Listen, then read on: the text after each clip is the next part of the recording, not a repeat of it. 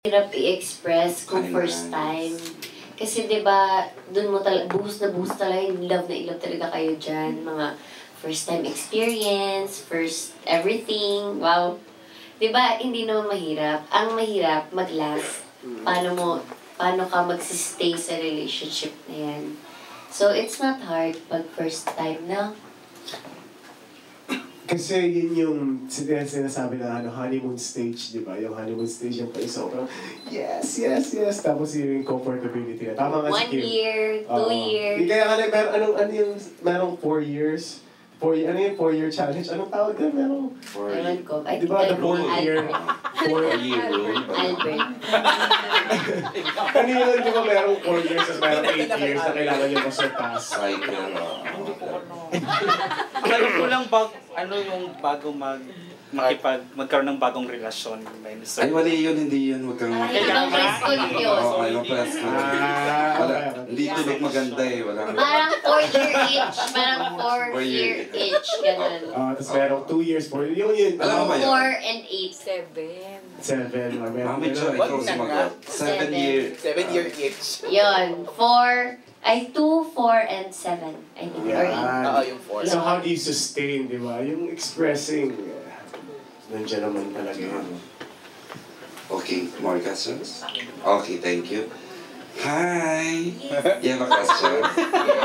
Yes. Tuwa kayo sa tingin. Yuni! Jane from Star Studio. Yes, Star Tanong Studio. ko po, saang situation po kayo nakaka-relate sa character ninyo? Based dun sa movie. Si Anya at saka ano nga yung character mo dito? Dino. Dino. Anong character ni Dino nakaka-relate ka and Anya nakaka-relate ka, Kim? Naging for a time, ganun ka ba? Yung jaded ka na, parang wala kang nakikitang pag-ibig. Dahil nga, selfish ka.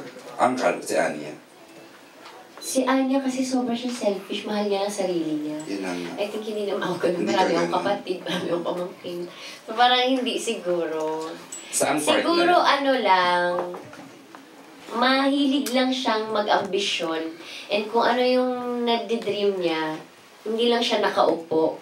Abutin niya talaga para maging siya yun. Yun si Parang Kim. go-getter. Oo. Oo naman, siguro ganun. And hardworking, sobra. Kasi nag-tutor din si Anya eh. Okay. Nag-networking siya, tutor siya, tinda-tinda on the side, panggap dito, panggap doon. Oh. Yan. And si Z? Ako gusto ko, nakaka-relate Siya din ako. nakarelate siya, may-ari siya na resort. Di ba may resort? No, yung... Yung bill, may property. Ano? Joke lang. Wow! No, yung Dahil sa BPO yun. We find ways na. You find ways. Yung character ni Anya, meron akong doon, parang nakaka-relate din ako sa character ni Anya kasi yung character nga niya dito is very, at a point in my life, nagkaroon din ako ng ganun, yung parang sobrang, ang dami mo lang talagang ambition sa buhay, di ba? And you don't know how to achieve that dream. Yun si Anya eh. So every time thinking na kay character niya, lahat ginagawa niya, lahat ng racket gagawin niya para lang improve yung sarili niya, dumating ako sa point na yun. So I think I can relate, nakaka-relate. Parang I was there on the stage na yun, Z. Di ba? Hindi ko lahat ng cancer, ganyan eh. It's freeing. Talagang sobrang... Andun ako sa stage na yun ng buhay mo na wala pa si Kim, wala pa itong mga nangyayari sa buhay mo ngayon. And now, andyan ka na nakakatawa. I see. Ayun. Yeah. Okay, more questions? Follow-up question po kay Kim. Kasi yung character mo dun sa story, sabi mo, selfish ka, and then we hope so na later on mag-open ka ng feelings. Is that somehow you can relate in real life, yung ganun na stage? Ano? Tama ba na sinabi? Ha? Yung, okay. In real life? Siguro, sa dami ng priorities niya, hinuhuli niya yung love. Oh. Right now po ba, priority niyo po ba yung love life? Uy, nag-fish. Oo nga, ikaw talaga. Just lang. Kain ka muna ng spaghetti para mag-longer yung life. Binala. syempre, kailangan din natin ng konting love. And, Konti lang.